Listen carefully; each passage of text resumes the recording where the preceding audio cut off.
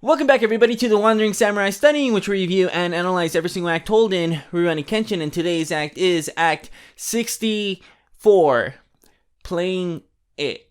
And boy howdy, we got a Secret Life of Characters page for Misao Makimachi, and I think it's kind of the first time that we've gotten one of these at the end of the chapter in a bit, but I don't quite remember.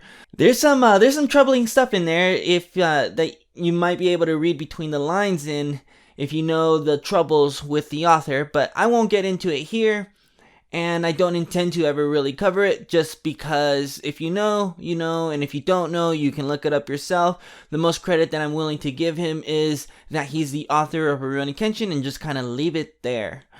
But he does mention in this Secret Life of Characters page that Misao was created to be a companion for Kenshin now that Kaoru is gone. And she also has this upbeat personality to kind of help deal with some of the darker story tones that we're going to be dealing with in this entire arc.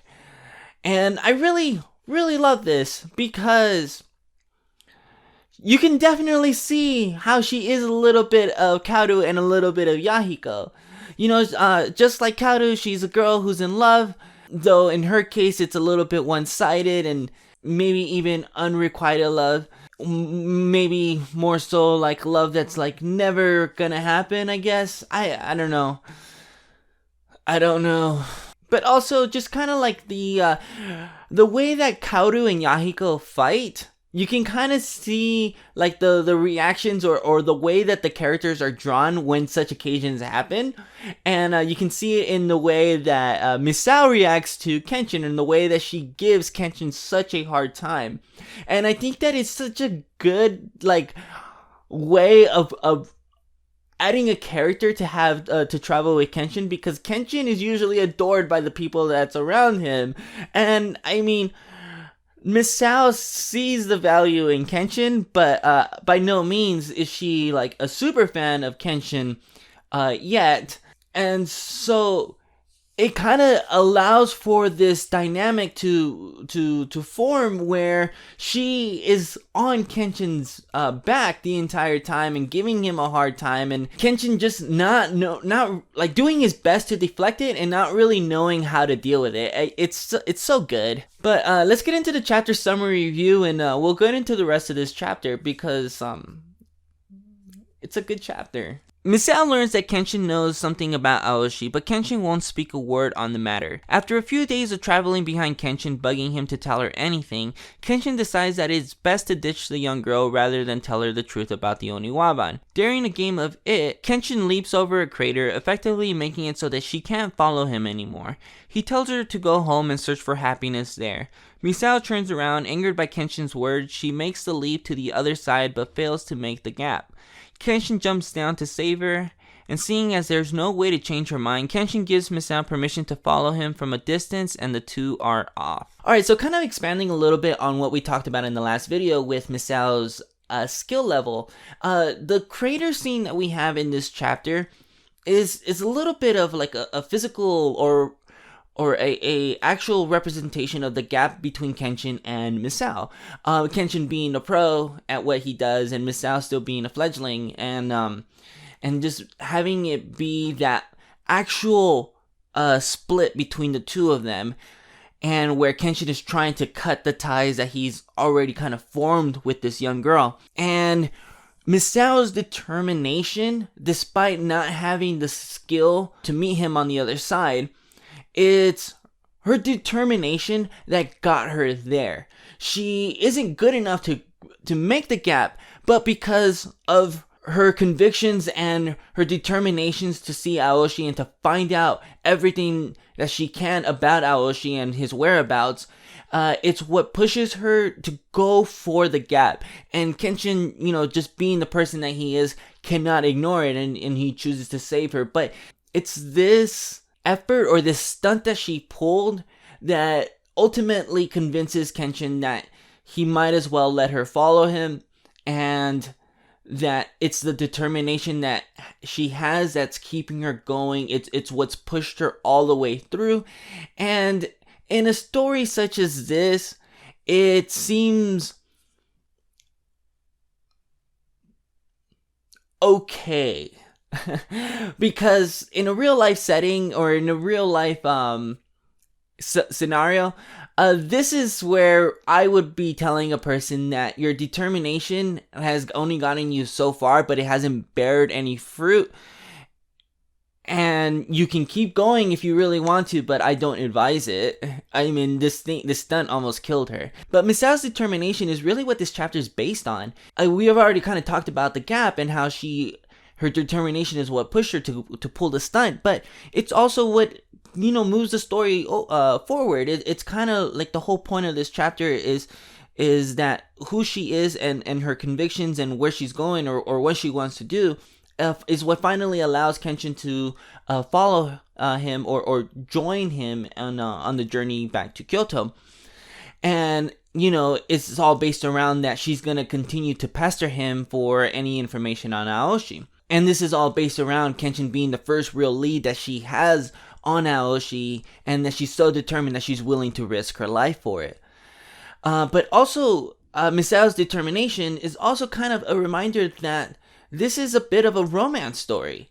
It's not a romance story in a super obvious way, but there are little themes of like love and stuff like that. And I think that Misao having love for Aoshi so much so that she is willing to risk her life to chase after the person that she loves, it's kind of a showcase of a one-sided love, or maybe a love that is unhealthy, because despite this guy disappearing and her having no idea where he's at or what he's going on or what's going on with him, she continues to go for it no matter the cost. It's what I would say is an unhealthy love, but it's very much a love that may exist in the real world.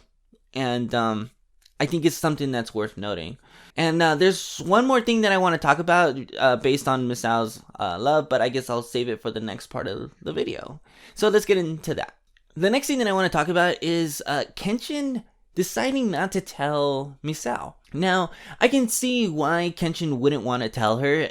I think that there's a part of him that feels that it's not really his place to tell her, especially because Kenshin was directly involved with the demise of the Oniwaban, and it was the fight between Aoshi and Kenshin that was interrupted with that and resulted with the Oniwaban getting involved to basically save their Oshikura. And I see on one hand, but like also because he was involved, I think that because he was there and he knows exactly what happened, that he probably should have told her. Just because, like, she deserves to know, especially if she's spending all of this time searching after these people. But I think that I kind of just figured that out as I'm talking to the camera right now. But it's also possible that one of the reasons that Kenshin allowed her to follow him back to Kyoto is as a way for him to safely get her home and maybe find the time or maybe find an opportunity to tell her once they're back in Kyoto, and make it so that she doesn't find out this information so far away from home and not know how to handle it, and maybe not being able to get back home, being so stricken with grief over the news. I don't know, I'm thinking that might be what it is, but I don't know. And finally, I want to get back to that point that I mentioned just a moment ago with Misao's happiness. I really liked that Kenshin was thinking about Kaoru when he told her to go home and search for her happiness, because this is Kenshin telling her without telling her that whatever she's searching for is she's not going to be happy with the results. And we know this as Kenshin talking about the Oniwaban not being around anymore, and kind of the dark place that Aoshi is in, but also that because Aoshi is a ninja and the type of world that they are involved in, it wouldn't be good or it wouldn't be safe for a young girl to grow up in. like there's gonna be a lot of suffering in that world. And that's what he's telling her, and that's also the reason that he left Kaoru behind, because he doesn't want Kaoru to be involved in the world that he's heading into. And I think that that's really sweet. I think it's really sweet that he's thinking about Kaoru in the back of his head, at the same time that he's trying to give advice to this young girl who is searching for somebody who she should not be searching for. But of course, none of this works, and it only proves Misao's resolve by her attempting the gap. And at the time that I was writing the notes, I kind of said that I didn't really get it, but I know that it's supposed to move the narrative forward. And but now that earlier in the video, I kind of worked through it, and I'm okay with it now. I'm alright with it. I think I found a headcanon that I'm willing to kind of accept as to why Kenshin allows Misao to follow him throughout the rest of the journey to Kyoto. But anyways, this has been Act 64 of Rurouni Kenshin, and video 64 of the Wandering Samurai study. If you like this video and you want to see more, then consider subscribing to the channel, leave a thumbs up, and comment down below something that you enjoyed about this chapter. I kind of really liked the way that Misao was pestering Kenshin throughout the video. I really like the dynamic that is being cultivated here in this chapter, and in the last chapter too, how she can see the value in Kenshin, but she is still willing to give him a hard time the way that Kaoru and Yahiko give each other a hard time, and Kenshin just not being the way that Kaoru and Yahiko are, and so not really knowing how to deal with it, and kind of just being the punching bag for Misao. I like it. She's a little bit annoying, but I like it in the chapters. Anyways, let me know what you guys think down below. I'll see you guys all in the comment section. Bye, ciao.